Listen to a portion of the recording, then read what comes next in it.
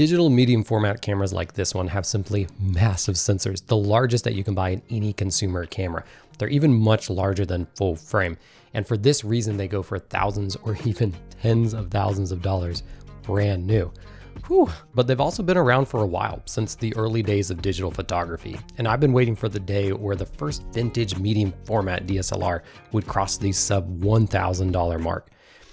And I believe that day is today. For the last 2 years, I've closely tracked several vintage digital medium format systems to see which one would be the first to break under $1,000 record.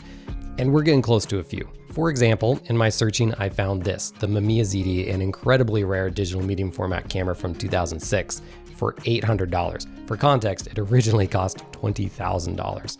But this was a lucky deal, so it doesn't count. I want something that you can consistently find for under $1,000. The Pentax 645D is another one that has come close, and I've seen several ones sell for around the $1,500 or just under mark, but it's still not quite at the $1,000 or under. But I'm happy to say that for the past year or so, there has been one model that has consistently sold for under $1,000, and it's a freaking Hasselblad of all cameras. But wait, there is a reason why it sells for so cheap, so let me introduce you to the camera and I'll tell you what I found.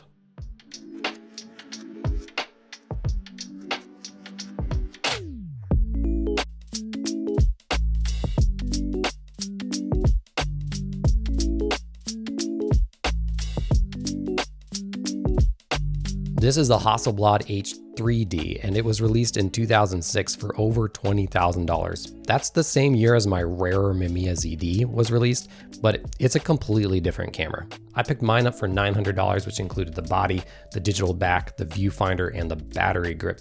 Because, oh yeah, this camera is fully modular. Like some older film medium format cameras, the Hasselblad H3D can be set up with different components to meet different photographers' needs. It starts with the core body, which mostly handles the mirror mechanism, but by itself cannot take photos. Don't get tricked into buying just one of these for $400. It can't take photos. At the back, you can attach the digital back, the actual sensor and brains of the camera. And these are interchangeable, and there are many different ones out there. So my back is the 39 megapixel H3D version. And there's a couple other versions as well, including a film back you could attach here, meaning you could choose to shoot this same setup digital in the morning and then film in the afternoon, which is crazy cool. Besides just the sensor, the digital back also contains the rear screen and some controls. That's also where you pop in the CF memory card, you can plug in to sync a flash, you can dive into the menu options on the camera here. There's not a ton of options here, but there doesn't really need to be any. This is not some fancy schmancy modern camera. This is about as vintage digital as it gets. And real quick, we got to do the obligatory, let me show you how this camera sounds when you take a picture, because it sounds so good. I love that good old-fashioned SLR mirror slap.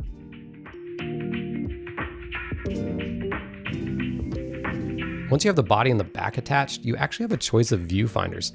I'm obsessed with detachable optical viewfinders, like this rare Kodak DCS 760 I made a video about. It allowed you to attach a wide variety of viewfinders to fit your use case, even like this waist level one. And the Hasselblad H3D can do the same. Right now I only have this great standard viewfinder, but they also made a waist level viewfinder among some others. And let me just say about this normal viewfinder, looking through this enormous optical viewfinder is simply incredible. If you've never had the chance to even peek through an old film medium format camera one day, their viewfinder, you really ought to pop into a camera store or try your friends out. It's truly a different experience. The battery on this camera is actually the grip, and I would much rather it be just a normal battery that simply fits into the grip if it has to be there, because that makes these batteries proprietary and difficult to replace, which I'm sure that fact never bothered Hasselblad. But the modularity is kind of nice, especially for a vintage camera system, because as pieces inevitably break, you can just source that part that you need, like the body or the digital back separately. Up at the top of the grip, you have your normal DSLR controls and a little LCD screen. And this is where all the magic happens when you're in the shoot. It's got dual control wheels and some buttons, and I found it pretty easy to use.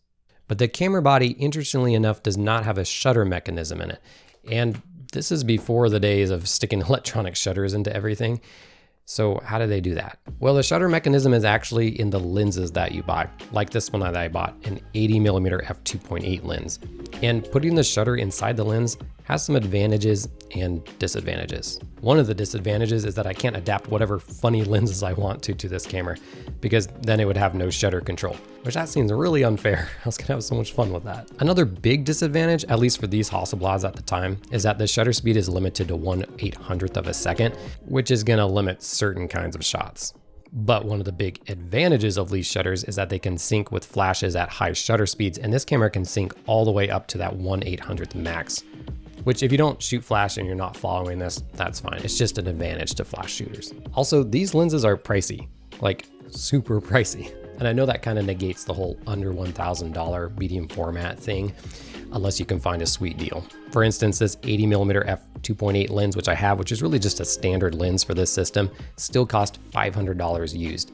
But that's actually across the board with medium format cameras. The lenses are just a little bit more expensive. They might be a little bit more here just because of the whole shutter being in the lens thing. So that means you can't use vintage manual glass options like in the Pentax 645 system. But even with buying this lens, the camera kit as a whole is still much cheaper than buying another medium format camera and lenses for that. At some point that might even out though, depending on how many lenses you get.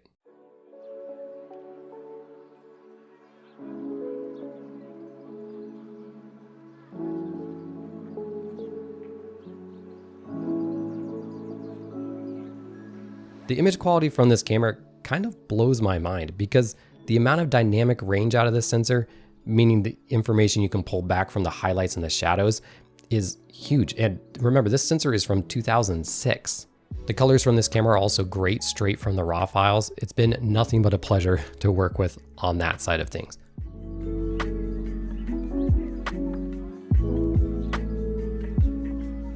But before you go out on eBay to try to buy one of these and start raising the prices, there's a couple of things you should know. In case you can't tell, this camera is super heavy and large. Even with this relatively small lens for this system, the whole setup is almost 5 pounds. But the camera is really more geared towards studio portraits or tripod landscapes than just lugging around the town.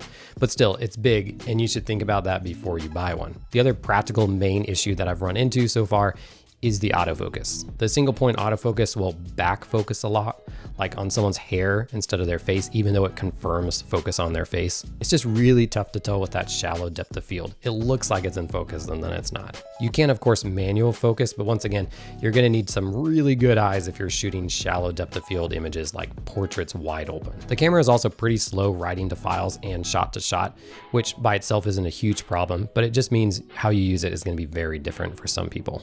And then you gotta remember, it's just an old camera. So the sensor is great, but it is limited in high ISO performance. And this camera works great, but at some point the parts might break and then I'll have to replace them. The batteries are hard to come by and expensive.